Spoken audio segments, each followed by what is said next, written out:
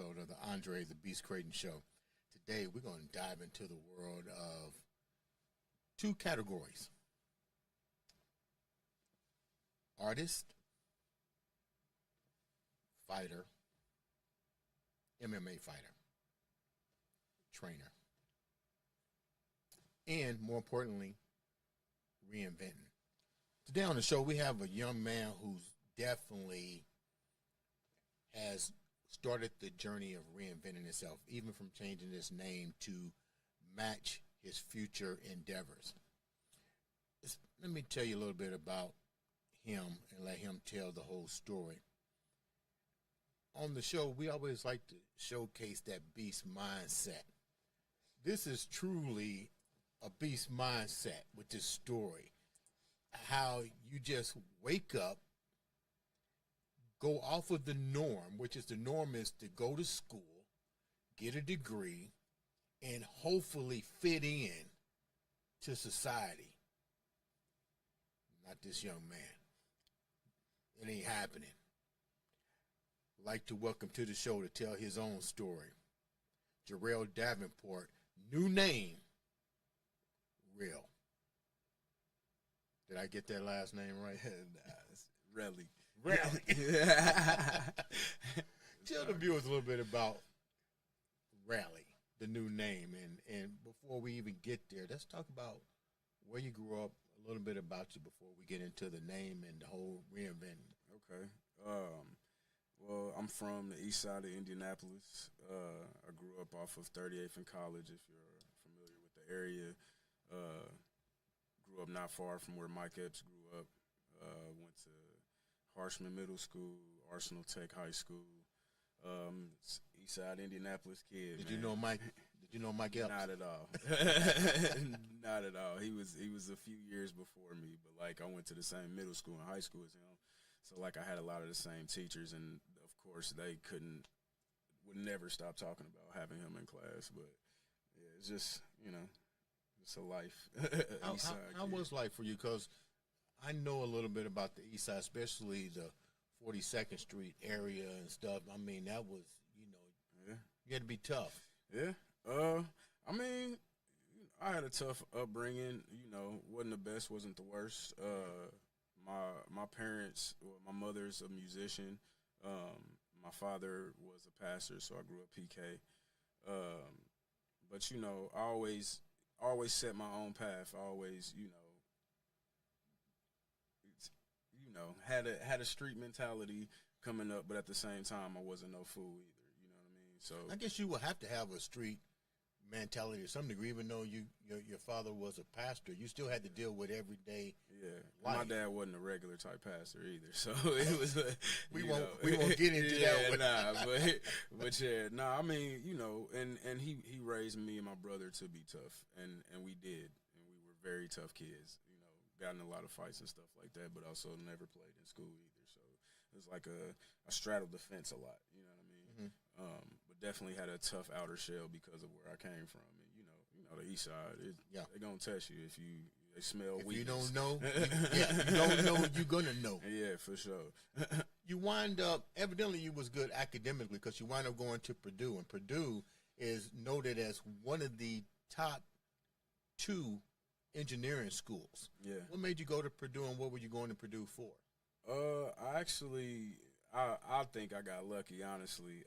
There was a program that came out my 7th grade year called Science Bound, where it was a new initiative where the president of Purdue at the time was a part of it.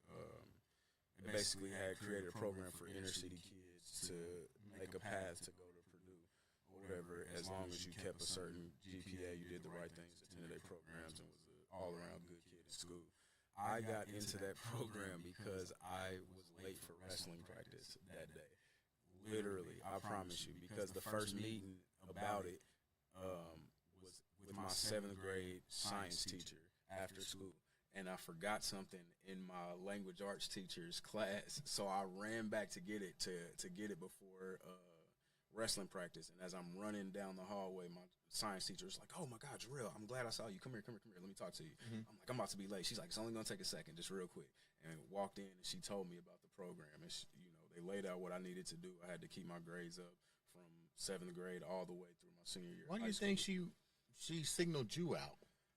What attributes did you have that your teacher? I used to be a school teacher too. That she felt. I think because I was one of those kids that straddled the fence. I was always an athlete, and I was never bad in school, but I was never a goody two-shoes either. I was on the fence, and I feel like she saw in me an opportunity to create an option for a better life. Mm-hmm. And so, being that I was one of her favorite students in class, even though I, still made my own mistakes from time to time, I feel like she saw that potential in me and just gave me the opportunity. And it was up to me to, because a lot of people didn't make it all the way through senior year. Mm-hmm. But it was up to me to keep up the standard to make sure that I had the opportunity. How difficult was it for you to keep up the standards when you just said you made a few mistakes? Honestly, it wasn't that hard because school never came hard for me. Like, you were just gifted. I mean, I guess we could say that. I guess we could. I wasn't never a fool, and my parents didn't play that. Like, make your mistakes and all that. Don't get caught, and and we ain't playing no bad grades or none of that shit. Ain't none. And they were. And they wasn't going for that. So I knew that. So it was like the standard that my parents set versus the standard Science Bound said. Science Bound was easy. I was like, well. So you really like science? I really do. What I'm do you really like a about nerd it? at heart, to be 100. Like, you're a nerd? Yeah, I'm really a nerd for real. This is gonna be crazy as we get deeper. What's some of the stuff you like about science? I like science too, but what are some of the captivating things? Discovering new things. Just anything that's interesting that I didn't know before. It ain't even necessarily just science. I have a natural thirst for knowledge. Mm-hmm. Like if it's something, I love history. I love finding out stuff I didn't know before. And the beauty of science is that the entire concept of it is finding out things you don't know. Mm-hmm. So it's like I don't think that would ever get old. It don't ever get old. It never gets old. So you wind up going to the campus of Purdue. What was that like for you? Culture shock. Oh, my God. Please explain. It was culture shock. I'm from the inner city. Yeah. Went to IPS my entire life. I'm used to us. Now you in Now I'm Lafayette. in West Lafayette, Indiana, and I've never seen that many white people in my life, ever. Or that many Asians, ever. In my life. In my entire life. I didn't know that this world existed. You know what I'm saying? Right. And then now I'm here by myself. I've got a few friends that came up from the same program and just a few friends from high school. Did you live on campus? Yeah. Evidently you lived on campus, right? I lived on campus for a couple of years and then got our own apartment. And, we got crazy. But, well, even on campus was crazy. But it was a complete culture shock. And then it was like, because of the way high school went for me versus now I'm at a campus and I'm the little guy on campus once again, it was a culture shock and it was just a shock in general because the way high school went for me, I didn't have to do anything. Like I didn't have to apply myself at all. Now you have to apply and be accountable. And you're nobody at the same time. It's like I'm top dog at, like, I cannot overstate how much top dog level I was in high school. And now I'm nobody at all, and I have to apply myself. I have nobody to help me, and I'm broke as hell. Like, what do you mean? And on top of that, the thing that, of course, there was all types of things that Science Bound taught us, and all props to them for everything that they prepared us for academically. But nobody prepared me for the lifestyle of what college was about to be like. Mm-hmm. And I feel like that got me in a lot of trouble. What do you mean it got you in a lot of trouble? Well, you go from I'm under my parents' rule, I have to be in at a certain time, I can't do this, I can't do that, to there's a party on Tuesday. And you're going. And there's one on Wednesday. And you're going. And Thursday and Friday and Saturday and Sunday. And I'm definitely going. And I can come in whenever I want to. There are all these girls and they live right there. What? Yeah. Oh yeah. I'm about to Sodom and Gomorrah for real. Oh yeah, for sure. For sure. And the messed up part is Purdue is pretty boring. So there's nothing else to do. So it's literally, if there's a party, everybody going. We all going because there ain't nothing else to do. So and then it didn't help that my brother, who's 2 years older than me, went to IU, which is the party school. So I'm literally, You're driving to Bloomington too all the time. All the time. And he was a Sigma, and they ran the yard. It was wild. You decided to take another journey. You leave Purdue. What was the reason that you wanted to leave? It just became too much. I had too much going on. I was making a few too many of those mistakes, and landed myself on the other side of Johnny Law a couple times, and it just became like, okay, what am I doing here? I've been at this school. I keep messing up. I keep having to start over and restart over and over and over again. Repeating the same mistakes over and over again. Repeating the same mistakes, and I'm like, what am I doing this for? Is there a job that I really want to do? And I kept coming up with no. I don't want to do any of these things. Like, I'm doing it to go through the motions, but if I'm being 100 with myself, I don't want to do none of this. What did you bounce this stuff off of? Did you said you was cool with your brother? Your father's a pastor. Your mom's a musician. Did you share with anybody what you was going through before you decided to make this transition to just say, I'm done with school? No, not really. I never consulted anybody about that decision because I knew what the standard answer was going to be. You were going to be met with resistance some kind of way. Of course, because, and no fault to any of the people that love me, that's what they're supposed to say, because when somebody says, you've got a full-ride scholarship to this high school, you should probably finish graduating. That's probably what I would have said, too. Who wouldn't? Yeah. Who wouldn't? Because only a fool will walk away from that. Especially Purdue. Let's get real. That's top engineering school. Yeah. They're Midwest finest. Yeah. And who knows? Maybe it was a bad decision, but it was a decision I had to make for myself. And it's like, at the end of the day, I'm not far from graduating. If I want to go back, I probably will take that path and do that eventually. But I'm like, for me to have my sanity and what I want to do, I have to do what I want to do and make that decision myself. And athletes do that all the time anyway. Yeah, exactly. You can always go back. You may not get the scholarship now, but of course, I may have made it harder for myself. But that's the thing about being an athlete. Sometimes I need things to be difficult. Unfortunately, that's just how I learn. So you leave the school. How did your parents feel about it, and your brother? My parents understand me to a degree. You're cut from a different They just know that if my mind is made up, it's happening. You know what I mean? And there's no. It's partially their fault that I'm like that because my mom always told me stand for what's right, even if you stand alone. My dad always taught me to be the head, not the tail, be a leader. So I'm like, you instilled all these principles in me to do what I think is right and to go about it no matter what anybody says. Well, no question. No question. We jumping off this cliff. Let's go. So you wind up leaving. What's your first order of operation? I came back home to Indy, and it initially seemed like a absolutely terrible decision.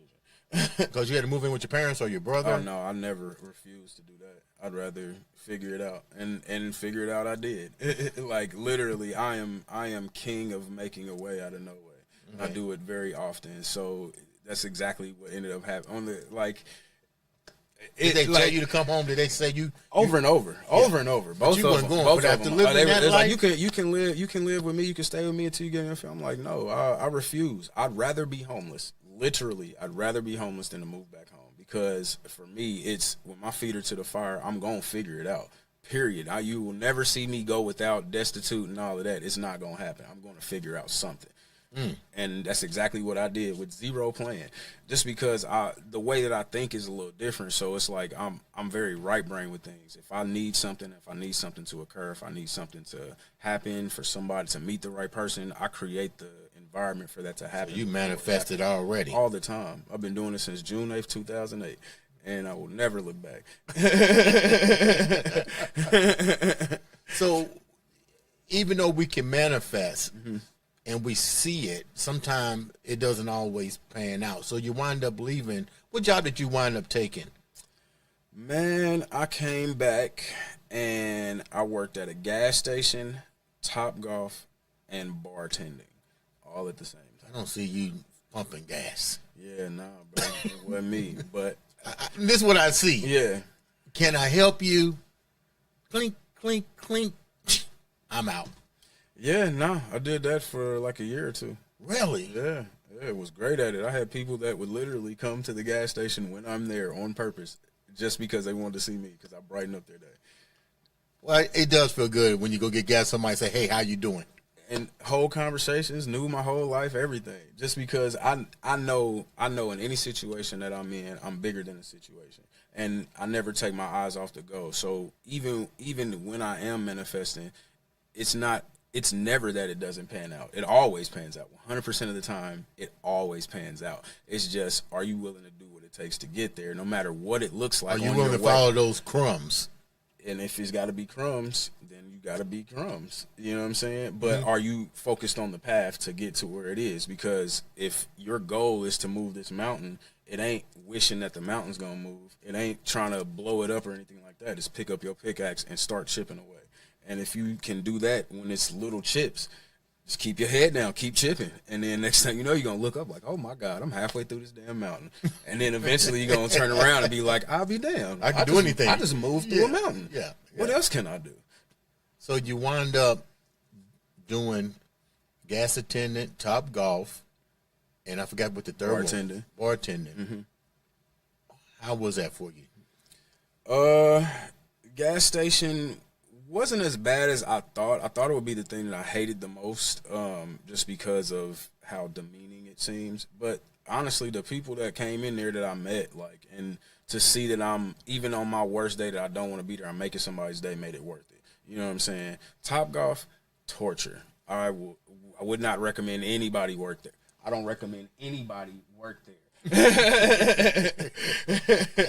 They look like they're always busy when I drive by there. And bruh, that's a whole nother story. I do not in Indianapolis. No sir. Really? It was ran real messed up. So yeah, now bartending, love it. I still do it. Okay. Now I really enjoy it. It's sometimes the money's good, sometimes it's not, but the experience itself and being able to connect with people that you otherwise wouldn't because you're automatically the life of every party you go. Mm-hmm. Love that. And I've created some really deep connections off of just bartending. You know what I'm saying? You never know who you meet and who you talking to. What's that show? Cheers. Sometimes you want to go where they know your name. Sometimes, and you'd be surprised, especially when I'm pouring you good shots. So let's talk about the MMA. How in the heck did you evolve into MMA fighting? It's not something, and trust me, mm-hmm. I knew about MMA fighting before it was MMA fighting. Yeah. Back in the day because I was recruited to fight. Really?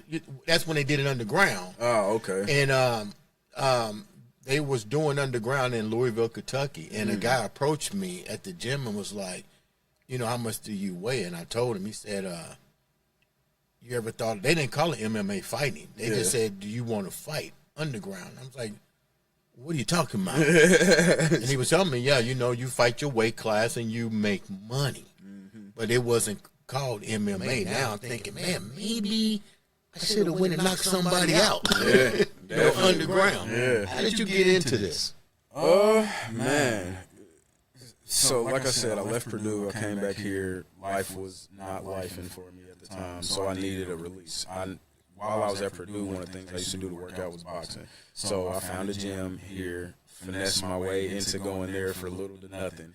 But I was just training myself, just basically a cathartic release. I needed to release all the tension I was having from life sucking. Then COVID happened.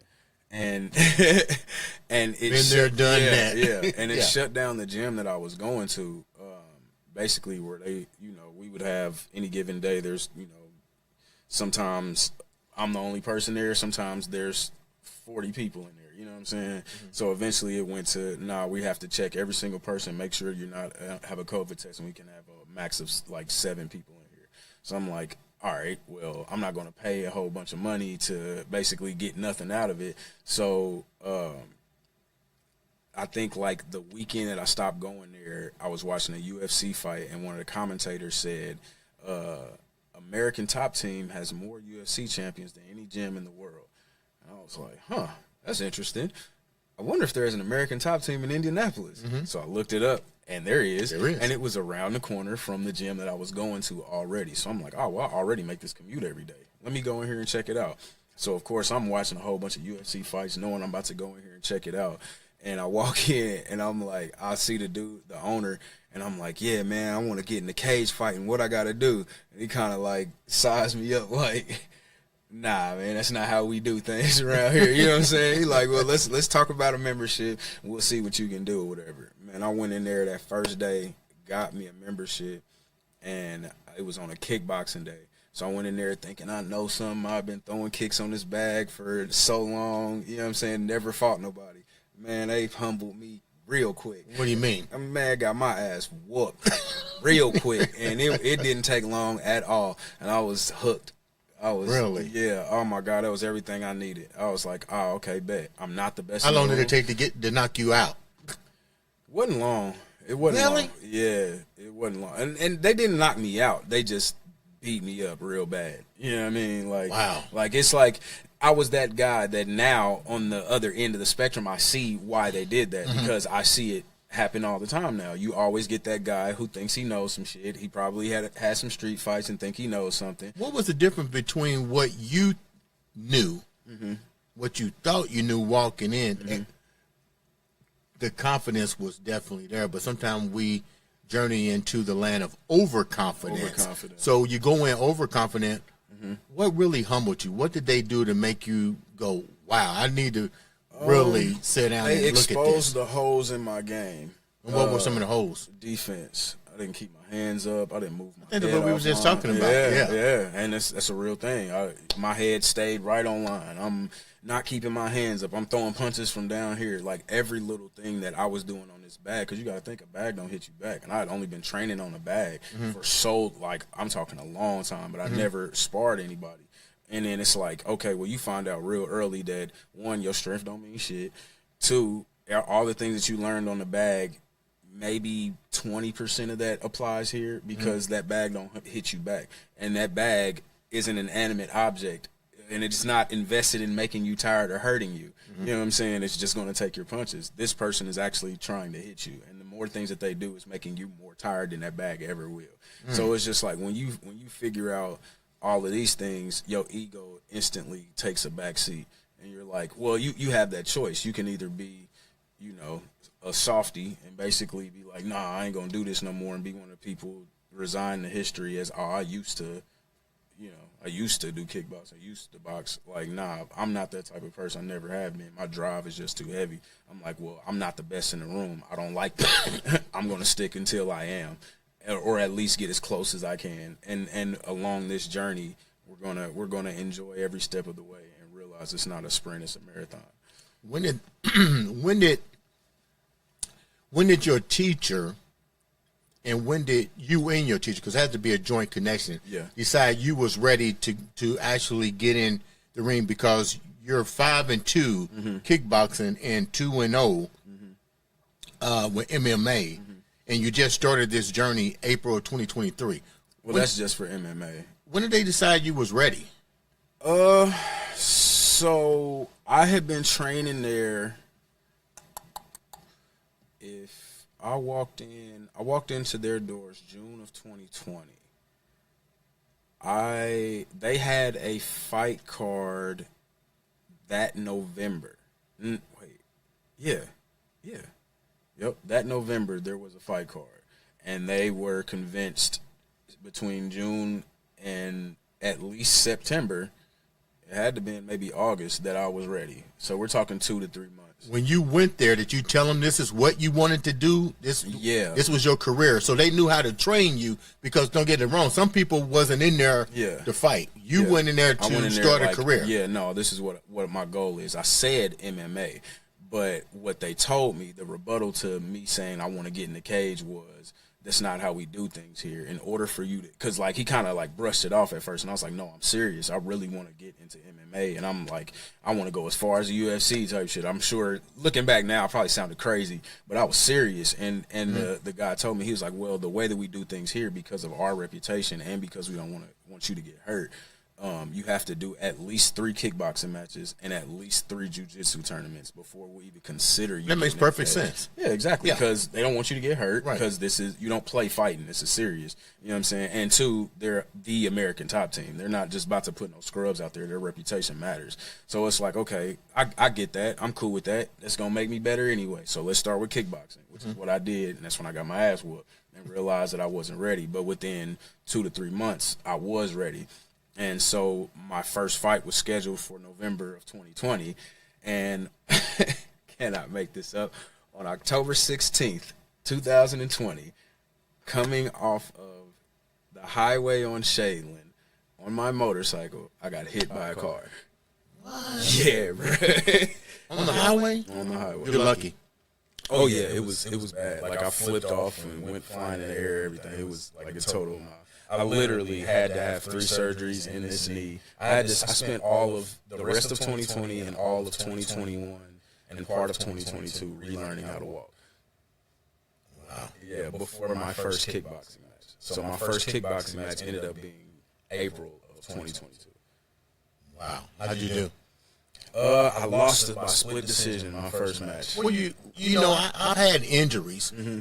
How difficult was it for you to come back and compete after such an injury? You got to think to yourself. Immensely difficult. Yeah, like it was bad. It was. I literally had to relearn how to walk. There was a portion of time where my foot, my whole leg from the knee down, I couldn't feel anything, and it was so bad that like the dead skin on my feet got like inches thick because my leg was dead. Like literally, wasn't shit left, and I had to relearn how to walk, go through all of this rehab. It was painful. Like I still have 3 screws in my knee. I get kicked in this leg all the time. So when you threw that first kick, mm-hmm. did you feel better? When I first could throw it with power, yeah, that's what I mean. It brought tears in my eyes. Really? Like no cap, because it was like I had this new thing in my mind that I'm about to do this thing, and then it's like boom, that gets shattered, and now you have to spend all this time crawling back from a place you've never been before. I've never had an injury like that. I've never had to have multiple surgeries on one thing to fix it. You know what I'm saying? It was so long I couldn't bend it, I couldn't straighten it. How supportive was your team? You went in there with a vision, and all of a sudden this happens. And my team has been extremely supportive. Like those people are like family. Like at ATT, that's another thing about the gym. It's not just a fight gym. Like you really do feel like you're part of a family in there. Mm-hmm. Like so that's why it was so easy to not leave, because my coaches, my teammates, they, you know, I mean, they had to do what they had to do and continue fighting and everything like that. But it was always love type shit. If my strength and conditioning coach give me workouts, you know, stuff, the right nutrition to eat so that I don't get too fat. You know what I'm saying? Like, it was extremely supportive. Like, I love those guys to death for sure. So when you get the 5-2, how does that make you feel? Man, it's every victory is like just that much sweeter. You know what I'm saying? Because it's like I'm literally manifested this. Like every time I win, it is a not even a gentle reminder. It is like a giant reminder that I can do anything. Mm-hmm. Because I swear to God, years before this even looked like it was going to happen, I used to do my meditations in the shower every day and hold my hands up, imagining that I'm on the corner turnpike of a ring with everybody that I know shouting my name and everything, and I'm just screaming to high heaven because I just want to fight. And I had no evidence that was ever happened. I wasn't even training at the time. I just told myself this is the reality that I want to create. Before we wrap up, you got so much stuff going on.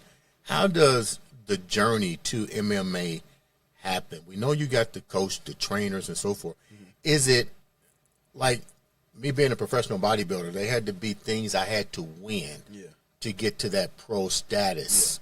What is it for you? You're 5-2. Are you pro, or are you on your way to pro status? I'm on my way to pro status. What do you have to do to get to the pro status? It's up to you when you want to turn pro.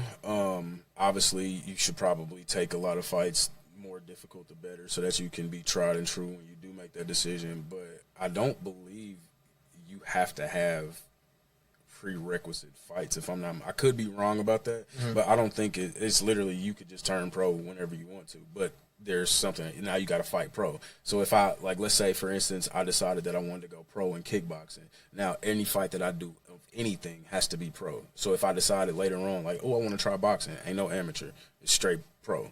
If I go to an MMA you go fight, pro, you got to go pro in everything. So you don't go back down to the amateur, almost like bodybuilding. You don't go back down once you turn pro. Yep.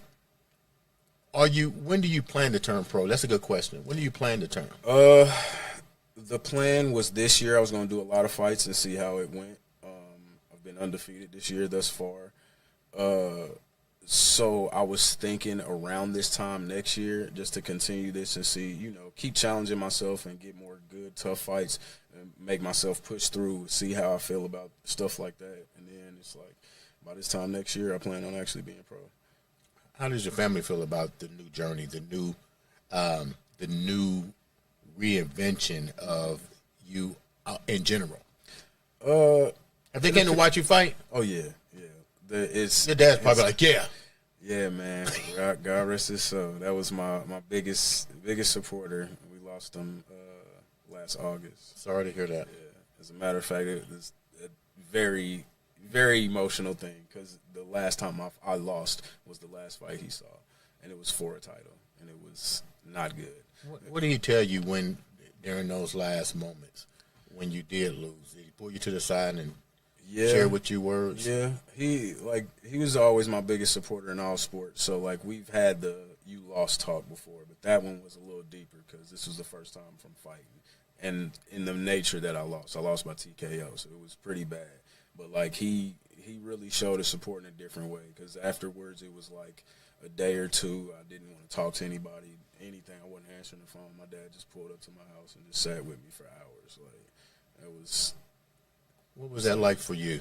I know what it's like to lose, but I also know what it's like to go into that dark place. Not really dark place, but that moment to where you ask yourself, this is what I did. What could I have done different? Because I realized that every other bodybuilder put in just as much preparation as I did. So I had to go back and look at tape and say, what did I do different? I talked to the judges. What do I need to do? What did you do? I internalized it and literally did that. What did I need to do different? Because it wasn't that I wasn't working hard. Because I mean, anybody that ever trained with me will tell you I'm a workhorse. Like I will work and work and work and work and work. But it made me look at, okay, well, how did he beat me? What did he beat me with? What was the hole in my game that I need to fix? And it was boxing. And it's like, okay, well, literally from then on, I just started doing all our boxing classes. I got with our boxing coach, Coach Ike, shout out to him because he is a world-class trainer. And I just, whatever he said, I did, period. And I was like, whatever comes out of his mouth, it's gold to me. And I literally haven't lost since. What were some of the things that he told you that you needed to perfect in boxing? Because remember, you said you hit the boxing bag. Yeah. What was it that you wasn't doing? Not keeping my hands up, keeping my head on line. I wasn't moving. I'm staying stationary in the pocket. Like I'm sitting there trying to bang with dudes when I don't have to. I'm not setting traps. I'm not feinting. Like it was like, Coach Ike, what am I doing wrong? And he was like, it's like, oh, I could fix you. You know what I'm saying? But it's gonna take some work, and we got straight to work. And hey, like I said, I shout out to him and the rest of my coaches too. But like, I know that was the turn of the tide. That it was like once I got with him, it was like, okay, now I'm a fighter. It's like before I could say, yeah, I can fight or whatever, but I'm kind of just winging it. It's like after that, okay, now I know how to set traps. I know how to bait people in. I know how to adjust on the fly. You know what I'm saying? I don't have just one mode where it's just like, oh, we're going to sit here. And like, nah, I can be smart in a fight. It went from I'm fighting to now I'm playing chess. Yeah. What's your two-part question before we wrap up? Are there any regrets that leaving school, doing the 3 jobs, and now going into a career that you just happen to stumble onto, more or less? Are there any regrets? No. Wouldn't change a thing. I feel like it's developed me into who I am now. And who I am now would make the kid me proud. You know what I'm saying? Are there other paths where I could make more bread? Yeah. Do I wish I had more money? Yeah. And when it's time to, I manifest it. You know what I'm saying? But to have the life of some of my peers who are, doing great in the corporate world or making a lot of money, you know what I'm saying, and all of that, but It's not work for you anymore. It's fun. It's fun. I get to wake up and do what I want every day. That's what it's all about. Off of things that I want. I control my time. That's the most important, because when I want to see my son, I can see my son, and I know I won't miss nothing in his life at all, because I can control my time, and nobody's telling me you have to be here at this time for this amount of time. You can eat at these hours, and to me, your hour is worth this. Nah, bro, I wouldn't change that for nothing at all. What keeps you in that beast mindset? Man, greatness. I have to be great, because I have somebody looking at me now, and I have to be great for him. I have to let him know that he can do anything. What's your 2-year-old name? What's his name? Jakari. Okay. I call him Squishy Man. That's my little dude. How can the viewers reach out to you and support you and follow you on your journey to the pro status? You can follow me on Instagram at Relly Smackavelli. That's a long name. It's a long name, but if you type in RELLYSM, I'll be the only one that pops up. So Relly Smackavelli, Smackavelli's with an I, on Instagram, Jarell Dav on Facebook, and Relly Smackavelli on YouTube. We're going to have you come back later this season, and we're going to talk about your music career, because that's a side people don't know about. Yeah, definitely. This is simply about your journey to the MMA. Sure. Ladies and gentlemen, this has been another exciting episode of the Andre The Beast Crayton Show.